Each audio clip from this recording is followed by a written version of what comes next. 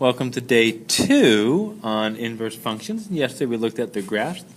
Today we're going to look at algebraically how we can work with inverse trig functions. The first thing we want to remember is that we had to restrict our domains, and that's going to restrict which quadrants we deal with, which is very important for today. The arc sine, if we remember, it had a domain from -1 to 1 and a range from -π/2 to +π/2. So when we look at its graph, again from yesterday, nothing too hard, here's -1 to 1, -π/2 to +π/2, and we graphed it, our function looked like this. And it restricted to the quadrants, only quadrants 1 and 4. We even do 4 differently. We do the negative angles. Cosine, hopefully remember, it had a domain also from -1 to 1 and a range from 0 to pi. When we sketched it out, again it goes 0 to pi, -1 to 1. It starts up here, crosses that π/2, goes down to here, and there was our graph for the inverse cosine. And it was restricted to 2 quadrants as well, quadrants 1 and 2. So any answers for cosine is going to be in quadrants 1 and 2. And the arc tangent, it also had a domain restriction from -1 to 1, but the range was kind of cool for us.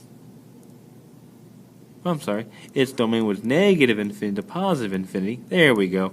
Its range from -π/2 to pi/2.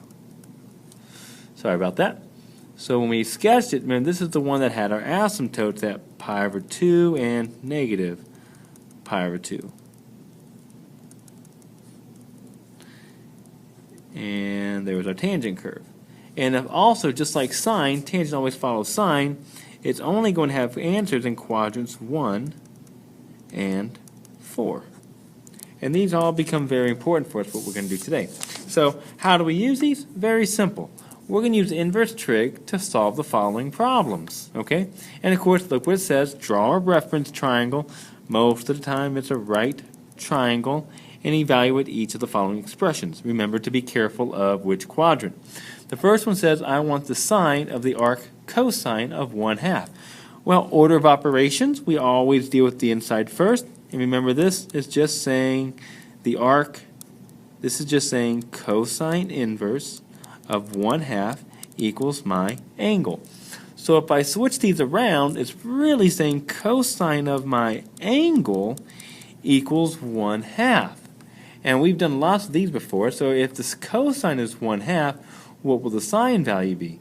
Now we can, of course, use our trig values for this one, but sometimes it's easier to just draw a triangle. This is my adjacent side, that's my hypotenuse.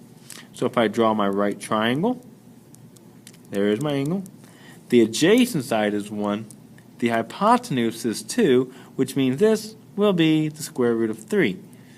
So now that's my inside, and now I get my answer. The sine of my angle, now I'm working on the outside, the sine of my angle then will be the square root of 3/2. Same thing here. If we look at this one, inverse cosine again. So it's saying second inverse cosine of 3/5 equals my angle. That's my inside, which is really saying cosine of my angle is 3/5. And again, we've done plenty of these problems. Here is my adjacent side.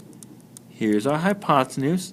So if we draw our right triangle, we get 3, 5, and using Pythagorean theorem, this is 25 minus 9. We get the square root of 16, which is 4. And now I'm just looking for the sine of that angle.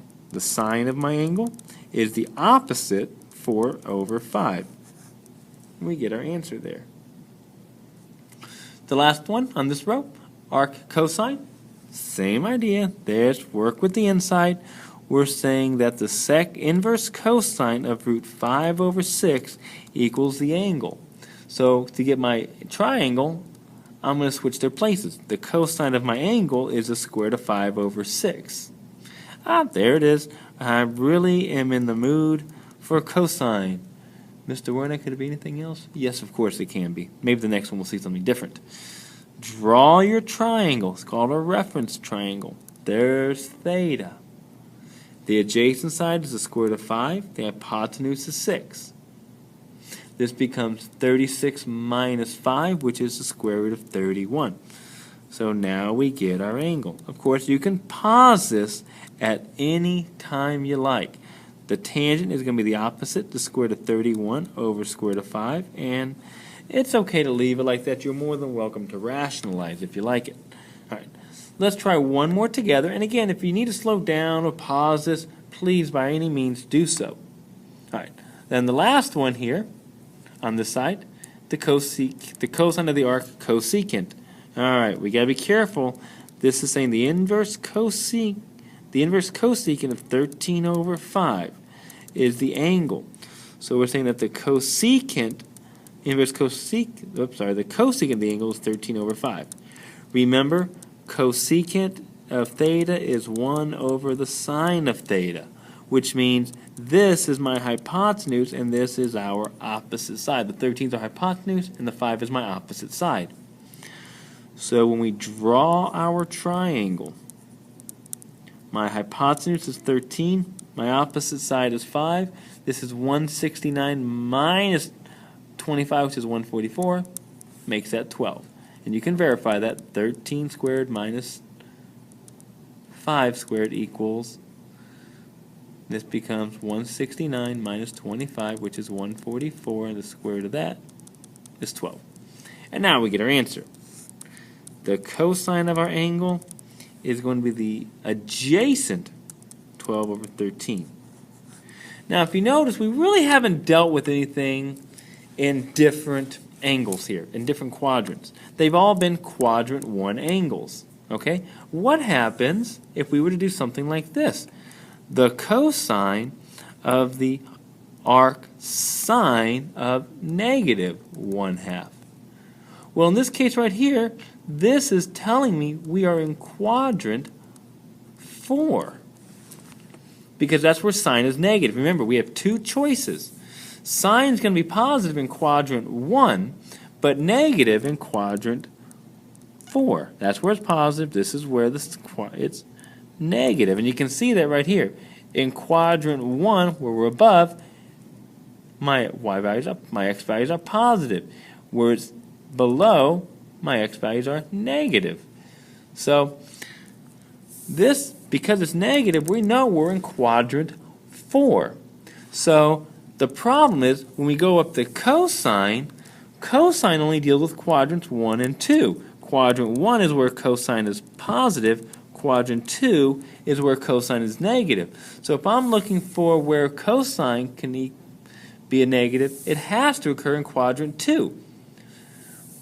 Problem? Yes, because we're in quadrant 4 according to our sign. Cosine won't exist in a restricted domain, so there is actually no solution.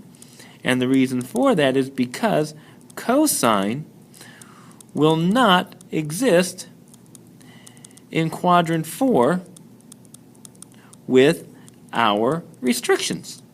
Now, it does have a value there, but not for what we're trying to solve here. So you just have to be careful with the quadrants. Most of the time they'll get an answer, but occasionally you won't. All right, so let's take a look at some examples on the back here. Okay, we want to find these exact values. So we've just been kind of practicing this. This is just knowing your trig values. If I want to say the sine inverse of 1, we are saying, this basically says, the sine of some angle equals 1. And we know what that is. Where does sine equal 1? Well, if I kind of draw my little quadrant here, 0, 1, 1, 0, 0, 1. There it is, pi over 2. We've done these before. This is really saying the cosecant inverse of 2 equals a theta. So we're just taking a look at our values here. And if I switch them around, do my inverse, I'm saying the cosecant of theta equals 2. Now I don't like cosecant, so I flip it. This becomes the sine of theta equals 1/2. And where does sine equal 1/2? pi over 3. Now be careful, it's also at 5 pi over 3. Sorry, 2 pi over 3. Excuse me about that. Now, the problem is, this is in quadrant 1, but this is in quadrant 2. But again, like we said, we're not dealing with quadrant 2, only quadrant 1. So we only want the quadrant 1 angle. Right. So let's take a look at this next one here. We are looking for the sine equals 1.5. Now this is kind of easy one to do here, because what this is saying is the sine of what angle equals 1.5. And of course the answer is no solution, right? Remember, the range for sine is from -1 to 1. We're at 1.5. It's outside our domain. That's kind of an easy one to look at right there. All right. The next one, cosine, arc cosine. So we're saying where does cosine inverse of 1/2 equals some angle. I'm just rewriting it. These say the same thing if you want to. You don't have to write this, but it helps. If I switch them, this becomes the cosine of the theta equals 1/2. And again, where does cosine equal 1/2? That's at pi over 3, and of course at 5 pi over 3. But again, this is quadrant 1, this is quadrant 4, and in cosine we only want quadrant 1 to quadrant 2, so we don't take that one. It's outside of my quadrant. Now, of course, most of you guys are realizing, oh, look, by now, Mr. Werner, you made a mistake up here. I did, and I'm glad that you kind of caught that. This should be, of course, pi over 6. Just seeing if you were paying attention. So, this becomes our inverse cotangent of -1 over root 3. So if I switch them, this becomes the cotangent of the angle equals -1 over square root of 3. Now, a little bit tougher to do here, okay? Because this is telling me cotangent and it follows tangent. This has to be in quadrant 4. So to get our angle, where is cotangent equal 1 over square root of 3? This, of course, is our pi over 6. And in quadrant 4, it's our 7 pi over 6. And there's our answer. All right, so we're going to take a look at a couple more examples in part 2, so please make sure you download and watch them, okay?